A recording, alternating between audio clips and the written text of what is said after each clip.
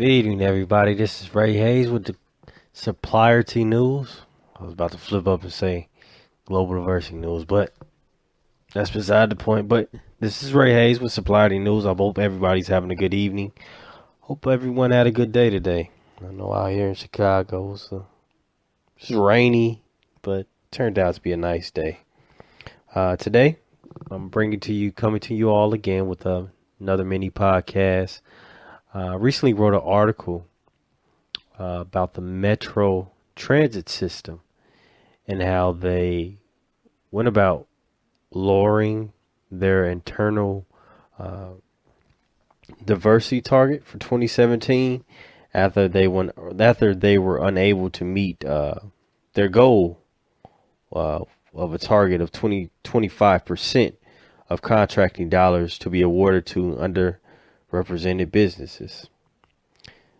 Since the organization was only to reach 11%, the leadership dropped their target to 22% for the internal goal for the 2017 year.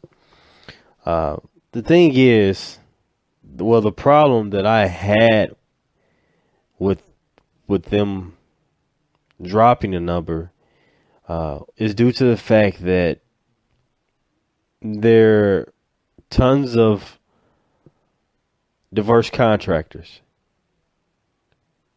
However, they failed to go about attracting these contractors and also bringing them aboard to actually attain a role with the Metro transit system. Eleanor Holmes recently stated that there are more than enough minorities here in the Washington region to fulfill a goal of 22% when you're doing construction labor, which can go all the way from simple to very skilled labor. Mr. Eleanor Holmes Norton is a representative in the state of D.C., Democratic representative in the state of D.C. Like I said, he recently made this statement. As you can see, Norton understands and also points out that there's tons of contractors in the D.C. area. So why isn't the Metro Transit system finding them? My overall opinion is that they're not committed to diversity, or the fact that they seem not to be serious about reaching that goal. Because if they were hire a recruiter or a consultant that can come in and give them ideas and also develop a strategy as to how they can attract and go about bringing these diverse contractors on board. There hasn't been any information in regards to them doing that. So it's kind of like, were you ever serious about reaching a target of 25%? It doesn't seem to be. Because if you were, like I said, you would follow through with your plan to, hey, we're going to really achieve this goal. But just dropping it to 22%, which is only 3% less, and I'm sure it probably in the future is going to be dropped even lower than that.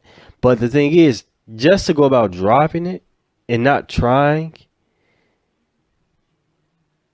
is in my eyes, you just completely failed. And the fact that you're telling the market and you're telling your consumers that, hey, we're really not committed to this goal, and in order for us to reach it, we'll have to go above and beyond, and we really don't want to do that. So, hey, let's just drop it down 3%. Possibly if it doesn't meet that goal, we'll drop it again. Because right now it said it only has reached 11%. Now the year's just started. I mean, it's still plenty of time for them to reach more than 11%. But the thing is, it's sad. And it's not just the Metro Transit system. It's a ton of other companies or banks or whatever you may have it they're not fully committed to the concept of diversity. Even though they say, hey, we're going to hire this many minority contractors, we're going to hire this, we're going to change our, we're going to hire more diverse talent in the workplace, and here's our goal. If that's your goal, stick to it. Figure out how to do it. Now, it's easier said than done. However, the thing is, it can be done. So, like I said,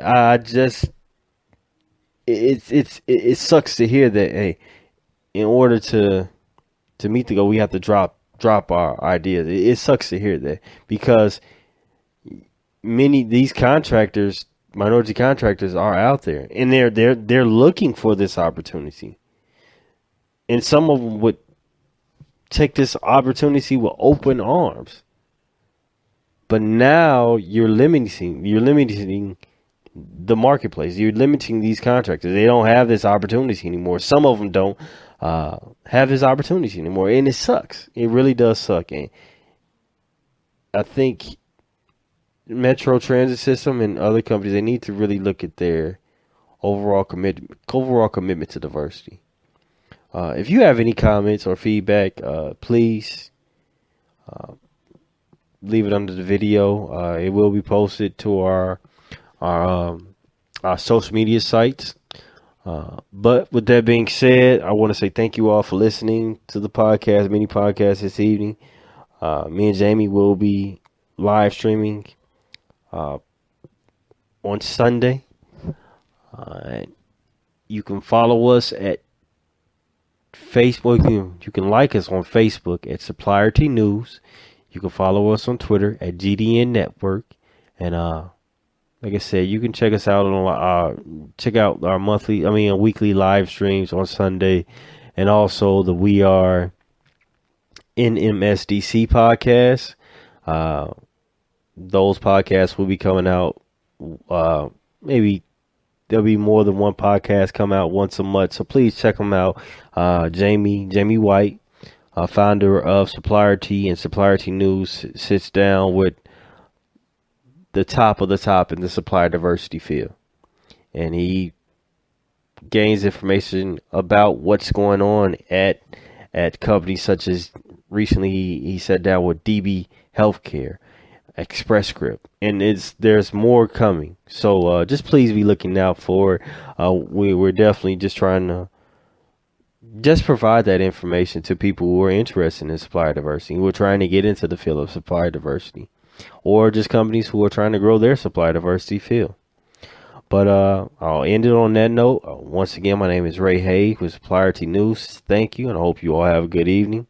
I'm going to end out on one of the best tunes of this year, the Jidenna Chief Don't Run instrumental. So if you like it, check out his new album.